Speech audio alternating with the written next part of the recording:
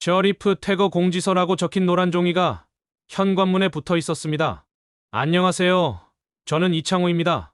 올해 74세이고 둘루스에서 30년간 오토바디 숍을 운영하다가 은퇴한 지 4년째입니다. 아내 정미자와 함께 모기지를 다 갚은 단층 주택에서 조용히 살고 있었어요. 그날은 평범한 화요일 오후였습니다.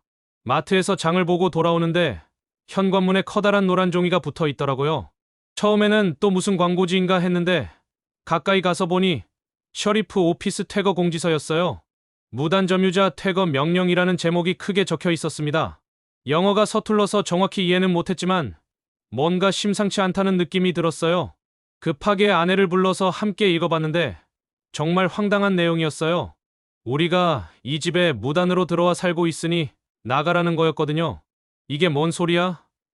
우리가 무단 침입자라고? 20년 넘게 이 집에서 살았는데 그것도 모기지를 다 갚고 완전히 내 집이 된 지 5년이나 됐는데 말이에요.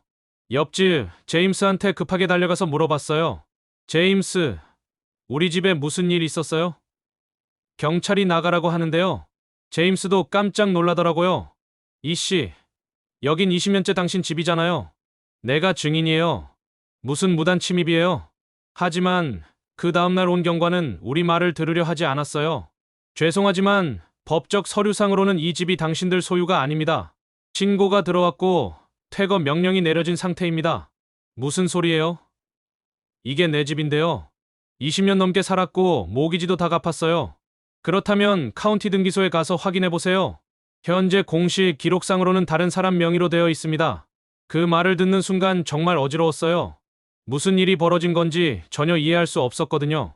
다음 날 바로 카운티 등기소로 달려갔어요. 떨리는 손으로 우리 집 주소를 적어서 기록을 요청했더니 정말 믿을 수 없는 일이 벌어져 있었어요. 언제인지도 모르는 날짜에 퀵클레임 딜이라는 서류가 전자등기로 접수되어 있었어요. 그 서류에는 제가 이 집을 다른 사람에게 넘겨준다고 적혀 있었고 제 서명과 주소, 심지어 공증 스탬프까지 완벽하게 찍혀 있었어요. 하지만 한 가지만 달랐습니다. 그 서명이 제가 한 게 아니었어요. 저는 그 자리에서 다리가 풀렸어요. 30년간 열심히 일해서 마련한 집, 20년 넘게 살아온 우리 보금자리가 종이 한 장으로 다른 사람 것이 되어 있었거든요. 이게 어떻게 가능한 일입니까? 등기소 직원에게 물어봤지만 접수된 서류에 문제가 없어 보인다는 답변만 돌아왔어요. 그날 집에 돌아와서 아내와 함께 밤새 울었습니다. 도대체 누가, 왜, 어떻게 이런 일을 저질렀는지 알 수 없었어요. 다음 날 아침 일찍 한인회에 전화를 걸었어요. 이런 일을 어떻게 해결해야 할지 전혀 몰랐거든요. 부동산 전문 변호사를 찾아보세요. 이런 케이스는 혼자서는 절대 해결할 수 없어요. 한인회에서 추천해준 윤도현 변호사 사무실로 바로 향했어요. 40대 초반으로 보이는 윤 변호사는 제 이야기를 듣더니 심각한 표정을 지었어요. 이창호 씨, 이것은 타이틀 프라우드라고 불리는 부동산 사기입니다. 요즘 정말 심각한 문제가 되고 있어요. 타이틀 프라우드가 뭔가요? 간단히 말하면 남의 집 소유권을 서류 조작으로 빼앗는 사기예요. 특히 모기지를 다 갚은 시니어분들이 주요 타겟이 되고 있습니다. 윤 변호사는 컴퓨터를 켜고 제 집 등기 기록을 화면에 띄웠어요. 보세요. 여기 지난달 28일에 퀵클레임 딜이 전자등기로 접수되어 있네요. 이창호 씨가 JH Properties LLC라는 회사의 집을 무상으로 양도한다는 내용입니다. 저는 그런 회사 이름도 들어본 적이 없어요. 그리고 제가 서명한 적도 없고요. 당연히 그렇겠죠. 이것은 완전히 위조된 서류입니다. 하지만 법적으로는 유효하게 접수된 상태예요. 윤 변호사가 설명하는 사기 수법은 정말 치밀했어요. 먼저 사기범들은 공개된 부동산 기록에서 타겟을 찾습니다. 모기지가 완료된 집, 특히 고령층이 사는 집을 노리죠. 그 다음 개인정보를 수집해서 가짜 신분증을 만듭니다. 가짜 신분증을 어떻게 만들어요? 요즘은 정교하게 위조할 수 있어요. 사진만 바꾸고 나머지 정보는 실제 정보를 그대로 쓰는 거죠. 그래서 언뜻 보면 진짜 같아 보입니다. 더 충격적인 것은 공증 과정이었어요. 조지아에서는 18세 이상이면 누구나 공증인이 될 수 있어요. $36 정도만 내고 간단한 온라인 교육만 받으면 됩니다. 교육이라고 해봤자 30분짜리 동영상 보는 게 전부예요. 그럼 공증인도 사기에 연루된 거예요? 꼭 그런 건 아니에요. 대부분의 공증인들은 신분증만 확인하고 본인이 맞는지 확인한 다음 스탬프를 찍어줍니다. 위조 신분증이 정교하면 구별하기 어려워요. 윤 변호사는 화면을 바꿔가며 계속 설명했어요. 사기범이 위조 신분증을 들고 공증인 앞에서 퀵클레임 딜에 서명을 합니다. 공증인은 신분증 확인 후 공증 스탬프를 찍어주죠. 그러면 법적으로는 완벽한 서류가 되는 거예요. 그 다음에는 어떻게 하는 거예요? 이제 그 서류를 카운티 등기소에 제출합니다. 요즘은 전자등기 시스템이 있어서 온라인으로도 제출할 수 있어요. 등기소 직원은 서류가 제대로 작성되었는지 공증이 되어 있는지만 확인하고 접수합니다. 본인 확인은 안 하나요? 안 해요. 등기소 직원은 서류 자체만 확인할 뿐 실제 소유자가 맞는지는 확인하지 않습니다. 그럴 의무도 없고요. 정말 믿을 수 없는 시스템이었어요. 그럼 누구든지 남의 집을 이런 식으로 뺏을 수 있다는 말씀이세요? 불행히도 그렇습니다. 시스템 자체에 허점이 너무 많아요. 그런데 더 큰 문제가 기다리고 있었어요. 이창호 씨, 여기 더 심각한 문제가 있어요. 윤 변호사가 다른 서류를 보여줬어요. JH Properties LLC가 이창호 씨 집을 담보로 대출을 받았네요. HELOC 형태로 15만 달러를 인출했습니다. 그게 뭔 말이에요? 홈 에쿼티 라인 오브 크레딧이라고 집을 담보로 한 신용대출이에요. 이 회사가 이창호 씨 집 소유자인 것처럼 행세해서 은행에서 돈을 빌린 거죠. 머리가 띵했어요. 그럼 제가 그 돈을 갚아야 하는 건가요? 아니요. 법적으로는 이창호 씨가 갚을 의무는 없어요. 하지만 문제는 그 대출이 연체되고 있다는 겁니다. 윤 변호사가 보여준 서류에는 정말 충격적인 내용이 적혀 있었어요. 지난 3개월간 대출금 상환이 안 되고 있어서 은행에서 담보권 실행 절차를 밟고 있어요. 쉽게 말해서 집이 경매에 넘어간다는 뜻입니다. 그럼 제가 정말로 집을 잃는 건가요? 지금 상황으로는 그럴 가능성이 높아요. 은행 입장에서는 합법적으로 대출을 해준 거라고 생각하거든요. 이때 저는 한 가지 생각이 났어요. 타이틀 보험은 어떻게 되나요? 집 살 때 보험에 들었는데요. 윤 변호사가 고개를 저었어요. 이창호 씨가 들어놓으신 건 기본형 타이틀 보험이에요. 이 보험은 집을 매입하기 전에 발생한 문제만 커버합니다. 그럼 지금 같은 상황은 보상이 안 된다는 말씀이세요? 기본형은 매입 후에 발생한 위조나 사기는 커버 범위가 제한적이에요. 확장형이었다면 달랐을 수도 있지만요. 정말 절망적이었어요. 그럼 어떻게 해야 하나요? 두 가지 방법이 있어요. 첫 번째는 긴급 가처분 신청을 해서 경매를 일단 중단시키는 거예요. 두 번째는 quiet title 소송을 통해서 진짜 소유자가 누구인지 법적으로 확정받는 겁니다. 그런 소송은 얼마나 걸려요? 보통 6개월에서 1년 정도 걸려요. 그리고 비용도 만만치 않습니다. 변호사 비용만 2만 달러는 넘을 거예요. 그 순간 정말 막막했어요. 70이 넘은 나이에 이런 복잡한 법적 절차를 밟아야 한다뇨. 그런데 진짜 범인은 잡을 수 있나요? 그게 가장 어려운 부분이에요. JH Properties LLC도 가짜 회사일 가능성이 높고 실제 범인들은 이미 돈을 빼내고 잠적했을 거예요. 윤 변호사는 제 표정을 보더니 위로의 말을 건넸어요. 하지만 포기하시면 안 됩니다. 위조 서류라는 증거가 명확하니까 승소 가능성은 충분해요. 시간과 비용이 들더라도 이창호 씨 집을 되찾을 수 있습니다. 정말 그럴 수 있을까요? 네, 저도 비슷한 케이스를 여러 번 맡아봤어요. 시간이 걸리더라도 결국은 진짜 소유자가 승리합니다. 그날 집에 돌아와서 아내에게 모든 상황을 설명했어요. 아내도 처음에는 믿을 수 없다는 표정이었지만 점차 현실을 받아들이기 시작했어요. 그럼 우리가 이 집에서 쫓겨날 수도 있다는 말이에요. 일단은 가처분으로 경매를 막고 소송으로 해결해야 해요. 돈은 얼마나 들어요? 변호사 비용만 2만 달러 이상이래요. 아내가 한숨을 깊게 쉬었어요. 30년 동안 열심히 일해서 마련한 집인데 이렇게 빼앗길 수는 없어요. 돈이 들더라도 끝까지 싸워봅시다. 그날 밤 우리 부부는 앞으로의 계획을 세웠어요. 우선 긴급 가처분부터 신청하고 동시에 모든 증거를 수집해서 소송 준비를 하기로 했죠. 하지만 마음 한편으로는 여전히 믿기지 않았어요. 종이 한 장으로 평생의 재산을 빼앗을 수 있다는 현실이 너무나 충격적이었거든요. 다음 날 아침 일찍 윤 변호사 사무실로 달려갔어요. 경매 공고가 신문에 실리기 전에 가처분 신청을 해야 한다고 했거든요. 이창호 씨, 일단 긴급 가처분부터 신청하겠습니다. 하지만 법원에서 받아들여질지는 확실하지 않아요. 왜요? 명백한 위조 아닌가요? 맞습니다. 하지만 법원에서는 단순히 내가 서명하지 않았다는 주장만으로는 부족해요. 구체적인 증거가 필요합니다. 윤 변호사가 펼쳐 보인 서류 뭉치를 보니 정말 복잡했어요. 먼저 필적 감정을 받아야 해요. 위조된 서명과 이창호 씨의 실제 서명을 비교 분석하는 거죠. 그날 오후 필적 감정사 사무실에 갔어요. 김영수라는 한국계 감정사였는데 제 서명을 여러 번 써보라고 했어요. 평소에 어떻게 서명하시는지 자연스럽게 써보세요. 20번 넘게 서명을 했더니 김 감정사가 현미경 같은 장비로 자세히 살펴보더라고요. 이상하네요. 위조 서류의 서명이 너무 완벽해요. 보통 위조 서명은 어딘가 부자연스러운 부분이 있는데 이건 거의 진짜 같아요. 그럼 제가 서명한 게 맞다는 말씀이세요? 아니요, 그건 아니에요. 자세히 보면 필압과 글자 연결 부분에서 차이가 납니다. 하지만 상당히 정교한 위조예요. 며칠 후 감정 결과가 나왔어요. 다행히 위조 서명이라는 결론이었죠. 한편으로는 공증인 추적도 시작했어요. 위조 서류에 찍힌 공증 스탬프 번호를 통해 어떤 공증인이 공증을 했는지 찾아냈거든요. 마가렛 존슨이라는 공증인이네요. 노크로스에서 활동하고 있어요. 윤 변호사와 함께 마가렛 존슨을 찾아갔어요. 50대 중반의 백인 여성이었는데 처음에는 경계하는 눈치였어요. 저는 공증만 해줬을 뿐이에요. 신분증 확인하고 본인이 맞다고 해서 스탬프 찍어준 거예요. 그 사람이 어떻게 생겼는지 기억나세요? 아시안 남성이었어요. 키는 보통이고 안경 쓰고 있었던 것 같아요. 영어도 잘했고요. 신분증은 뭘 보여줬나요? 조지아 운전면허증이었어요. 사진도 그 사람이 맞는 것 같았고 이름도 이창호로 되어 있었죠. 마가렛은 그날의 상황을 자세히 기억하고 있었어요. 평소보다 조금 이상했어요.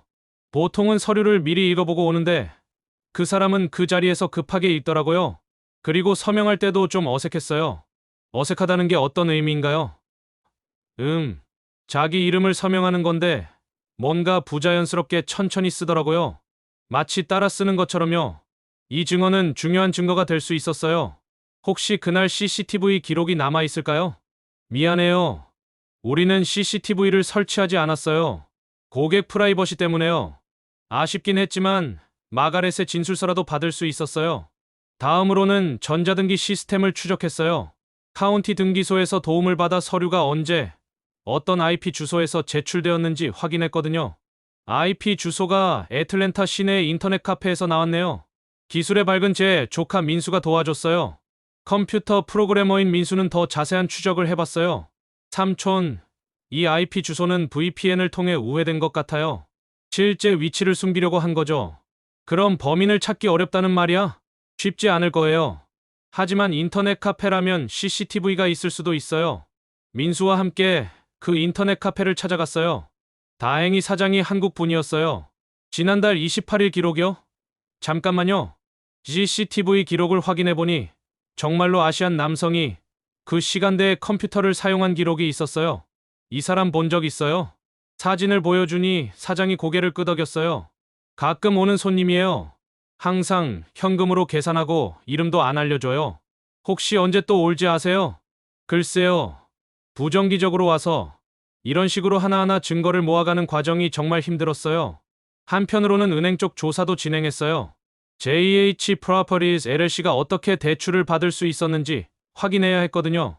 퍼스트 내셔널 뱅크에서 HELOC를 받았네요. 은행 대출 담당자를 만나러 갔어요. 제니퍼 김이라는 한국계 직원이었는데 상황을 설명하니 깜짝 놀라더라고요. 이런 일이 있을 수가 있나요? 저희는 모든 서류를 철저히 검토했는데요. 어떤 서류들을 확인하셨나요?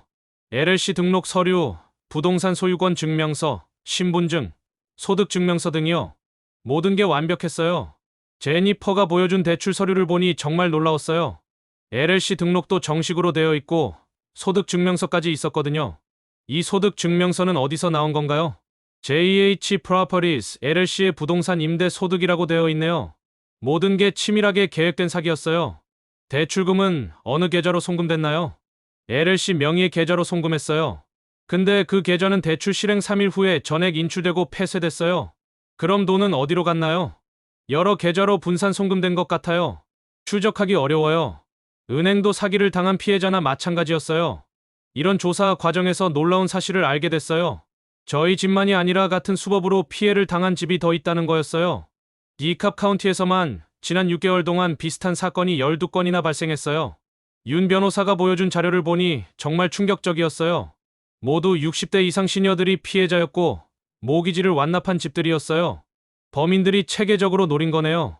맞아요. 그리고 수법도 거의 동일해요. 퀵클레임 디드로 소유권을 이전하고 LLC를 만들어서 대출을 받는 식이죠.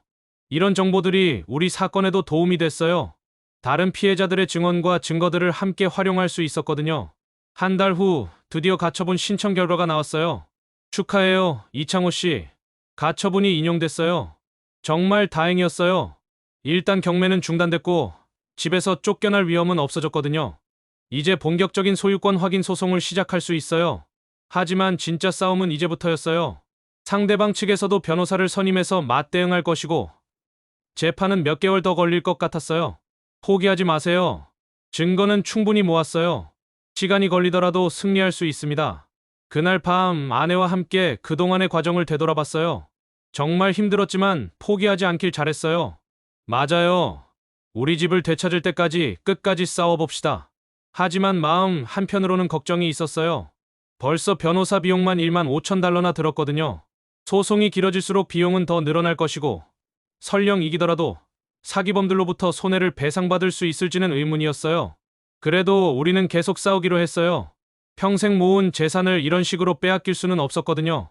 소송을 시작한 지 7개월 만에 드디어 판결이 났어요. 이창호 씨, 승소했습니다. 윤 변호사가 흥분한 목소리로 전화를 걸어왔어요. 법원에서 위조 서류로 인한 소유권 이전이 무효라고 판결한 거였죠. 정말요? 정말 이겼어요? 네. 판사가 명확하게 위조된 무효와 소유권 회복을 판결했어요. 그날 법원에서 판결문을 받아들고 정말 눈물이 났어요. 9개월 만에 우리 집을 되찾은 거였거든요. 하지만 기쁨도 잠깐 더 큰 문제가 남아 있었어요. 그런데 이창호 씨, 한 가지 문제가 있어요. JH Properties LLC가 빼간 15만 달러는 회수하기 어려울 것 같아요. 왜요? 법원에서 이긴 거 아닌가요? 승소는 했지만 실제 사기범들은 이미 잠적해버렸어요. LLC도 해산됐고 계좌는 텅 비어 있어요. 정말 허무했어요. 집은 되찾았지만 도둑 맞은 돈은 돌려받을 수 없다는 거였죠. 타이틀 보험은 어떻게 되나요? 기본형 보험이라 제한적이에요. 법무비 일부와 손해의 30% 정도만 보상받을 수 있을 것 같아요. 결국 우리가 실제로 받은 보상은 5만 달러 정도였어요. 변호사 비용 2만 5천 달러를 빼면 실질적으로는 별로 남는 게 없었죠. 그래도 집은 되찾았잖아요. 아내가 위로해줬지만 마음은 복잡했어요. 판결 후 바로 타이틀 보험을 확장형으로 업그레이드했어요. 앞으로는 이런 일이 생겨도 완전히 보상받을 수 있어요. 그리고 카운티의 프로퍼티 프로드 엘러트에도 등록했어요. 앞으로 우리 집에 대한 어떤 서류 변경이 있어도 즉시 알림이 오도록 한 거죠. 무엇보다 우편물 관리를 철저히 하기로 했어요. 재산세 고지서부터 시작해서 모든 우편물을 꼼꼼히 확인하기로 했거든요. 낯선 이름으로 오는 우편물이 있으면 무조건 열어봐야 해요. 은행에도 특별한 조치를 부탁했어요. 송금이나 계좌 변경 요청이 있으면 반드시 기존 번호로 재확인 전화를 해달라고 메모를 남겨뒀어요. 하지만 가장 큰 변화는 마음가짐이었어요. 앞으로는 어떤 서류든 사인하기 전에 3번 확인해야겠어요. 그리고 이상한 전화나 이메일이 와도 절대 링크를 누르면 안 돼요. 9개월간의 긴 싸움을 통해 우리가 배운 것은 간단했어요. 내 재산을 지키는 건 결국 내가 해야 한다는 거였죠. 집은 되찾았지만 잃은 것도 많아요. 시간과 돈, 그리고 마음의 평화까지 많은 걸 잃었어요. 하지만 포기하지 않고 끝까지 싸워서 집을 되찾을 수 있었던 것은 다행이었죠. 다른 분들은 이런 일을 당하지 않았으면 좋겠어요. 그래서 저는 이 경험을 다른 시니어분들과 나누기로 했어요. 한인회에서 세미나도 열고 주변 분들께도 조심하라고 당부하고 있어요. 서류의 나라에서 사는 법을 뼈저리게 배웠거든요. 판결이 나고 3개월 후 한인회에서 세미나를 열어달라고 요청이 왔어요. 이창호 씨 경험을 다른 분들과 나눠주세요. 요즘 비슷한 사기가 너무 많이 일어나고 있어요. 처음에는 부담스러웠어요. 제가 무슨 전문가라고 강연을 하나 싶었거든요. 하지만 아내가 등을 떠밀었어요. 당신이 겪은 일을 다른 분들이 미리 알면 피해를 막을 수 있잖아요. 한인회관에 30여 명의 시니어분들이 모였어요. 대부분 60대 이상이었고 집을 소유하고 계신 분들이었죠. 저는 전문가가 아닙니다. 다만 직접 당해본 사람으로서 경험을 나누고 싶어요. 제 이야기를 듣던 분들의 표정이 점점 심각해졌어요. 그런 일이 정말 일어날 수 있나요? 네, 생각보다 쉽게 일어날 수 있어요. 저도 20년 넘게 살던 집에서 쫓겨날 뻔했거든요. 세미나에서 저는 3가지 원칙을 강조했어요. 첫째, 우편물을 모두 열어보라는 것이었어요. 낯선 이름으로 온 우편물이라도 주소가 우리 집이면 반드시 확인해야 해요. 재산세 고지서가 갑자기 안 오면 이상 신호입니다. 둘째, 카운티 알림 서비스에 등록하라고 했어요. Property Fraud Alert에 등록하면 집 관련 서류 변경이 있을 때 바로 알려줘요. 귀찮더라도 안전을 위해서 꼭 하세요. 셋째, 확인 전화를 생활화하라고 당부했어요. 은행이나 공증인, 그 어떤 기관이라도 중요한 일은 기존 번호로 다시 전화해서 확인하세요. 이메일 링크는 절대 누르지 마시고요. 질문도 많이 나왔어요. 타이틀 보험은 어떤 걸로 들어야 하나요? 확장형으로 드세요. 비용이 좀 더 들어도 나중에 문제 생겼을 때 완전히 보상받을 수 있어요. 혹시 이미 사기를 당한 것 같으면 어떻게 해야 하나요? 즉시 변호사와 상담하세요. 시간이 지날수록 해결이 어려워져요. 그리고 경찰 신고도 반드시 하시고요. 세미나를 마치고 나서 한 할머니가 다가오셨어요. 이창호 씨, 저도 최근에 이상한 우편물을 받았어요. 어떻게 해야 할까요? 그분과 함께 우편물을 확인해보니 의심스러운 내용이었어요. 바로 변호사 상담을 받으라고 권했죠. 이런 일들을 겪으면서 깨달은 게 있어요. 우리가 사는 곳은 서류의 나라라는 거였어요.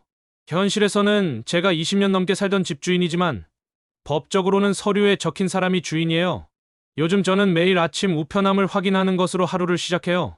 그리고 한 달에 한 번씩 카운티 웹사이트에서 우리 집 등기 상태를 점검하죠. 은행 계좌도 매일 체크하고 이상한 전화나 이메일이 와도 절대 개인정보를 알려주지 않아요. 무엇보다 주변 분들께 제 경험을 계속 나누고 있어요. 저처럼 당하기 전에 미리 조심하세요. 지난주에는 교회에서도 짧은 강연을 했어요. 그리고 한국어 신문에도 기고문을 썼죠. 타이틀 사기 예방법이라는 제목으로요. 이제 저는 알아요. 소유라는 것이 단순히 살고 있다는 사실이 아니라 증명해야 하는 것이라는 거요. 서류의 나라에서 살려면 서류를 이해하고 서류를 관리하고 서류를 확인하는 습관이 필요해요. 번거롭지만 우리 재산을 지키는 길이에요. 집은 되찾았지만 경각심은 잃지 않으려고 해요. 그게 제가 이 일을 통해 배운 가장 소중한 교훈이거든요. 실시간으로 제보와 사연을 받고 있습니다. 여러분의 생각과 의견을 자유롭게 댓글로 남겨주세요.